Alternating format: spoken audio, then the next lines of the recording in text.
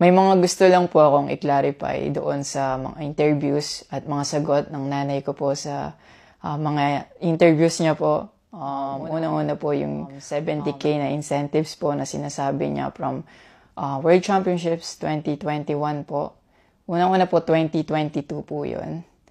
At hindi lang po 70K yung na-receive ko po doon. Alam ko 6 digits po yun dahil 2 po yung nakuha kong medalya.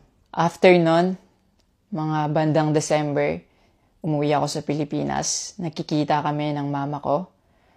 At hindi niya sa akin sinasabi na na-receive niya na pala yung incentives ko from World Championships. Hindi ko pa po malalaman na na-receive niya na po yung incentives ko kung hindi ko pa po hinanap. Never ko na po na-receive yung incentives ko po na yun.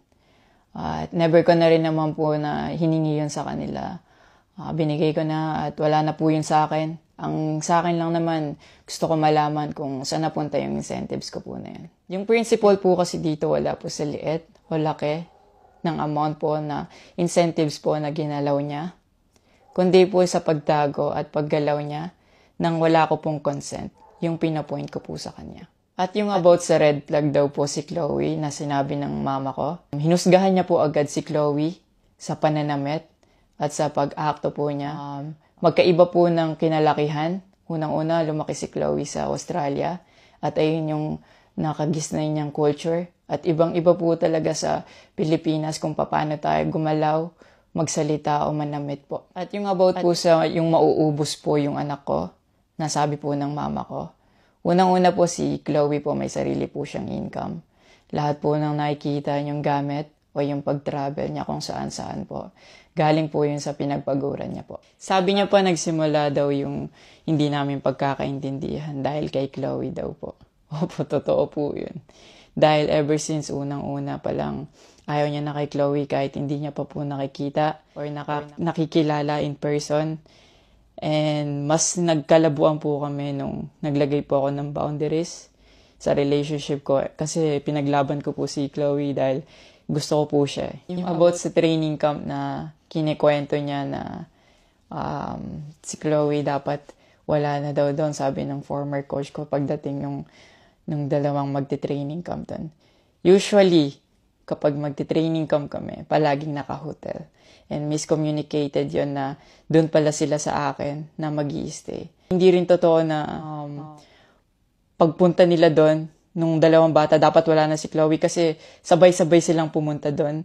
Actually, nagulat pa yung former coach ko kasi nandun si Chloe. Minelcome naman namin sila talaga. Nag-prepare kami para sa kanila. So, hindi ko alam kung bakit ganun yung mga sinasabi niya. At yung sinasabi niya po na yung dalawang bata po dahil si Chloe yan doon, yung nakabalandra daw yung puwet po. Bilang nakakatandang kapatid po, bilang boyfriend ni Chloe po at bilang ate at kuya po, kami po aalagaan po namin sila. Hindi namin po gagawin yung mga iniisip niya na gano'n. Ang dumi niya mag-isip at hindi appropriate yon para sa akin. At disrespectful yon actually sa akin and kay Chloe po. And yung sinasabi niya na so dapat wala daw pong outsider or guest po doon sa apartment ko po. Di din po yung totoo kasi wala naman pong naka-indicate or nakalagay sa contract na bawal yung guest or outsider sa loob po ng apartment po. And actually, invited po si Chloe ng former coach ko from Japan nung SEA Games pa lang po sa Vietnam.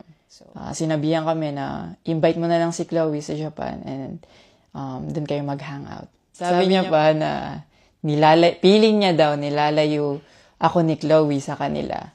Unang-una po yun, months before nun, kasi uuwi ako parang 3 days yun. Sinabihan ko na sila na mag-i-spend time ako kay Chloe. Nagpunta kami sa Baguio. Sinama ko si Chloe. Nag-spend time kami. Nakikipaghalubilo naman po kami. Hindi naman ako nilalayo ni Chloe. Actually, pumunta pa kami sa Pangasinan. Like, po kami doon. Parang meet and greet. Yeah. Tapos after nun, nagpunta tayo ng Baguio. Ikaw pa nga nag-aya na yung sa bike. Yeah, Because we didn't know tayo. what to do. Yeah. After nung kumain because they were like, oh, what do we do? I was like, oh, let's go sa Burnham Park. Yeah. So that we can take the little kids to go back. Actually, nagkita po yung mama ko and yung family ni Chloe twice po. And then, yun, nag-usap po sila. Yeah, madami siyang pinopost. And even though my family knew na madami na siyang pinopost, my family still welcomed them, treated them with respect, and with no judgment na pinaringgan nila yung side ng mom mo, what she had to say about me and our relationship. And then, after the group chat, she left, your mom left, and wala siyang narinig anything from my family. May recent interview po kayo na kina-congratulate niyo po ako. Kung genuine po talaga kayo, maraming salamat po. Ina-acknowledge ko po yung pagka-congratulate niyo sa akin. Pero nagpa-flashback pa rin po talaga yung masasakit yung sinabi sa akin. Yung mga hindi niyo pag-wish well sa akin. Like, tumatatak po yan sa akin talaga. Ang message ko po sa inyo na mag-heal kayo, mag-move on. At napatawad ko na kayo long time ago po. Pinagpe-pray ko na maging safe kayo palagi at nasa maayos kayong kalagayan dyan lahat. Tigilan na po natin to at i-celebrate na lang po natin yung mga ginawa po ng paghihirap, pagsasakripisyo ng bawat atletang Pilipino dito sa Olympics.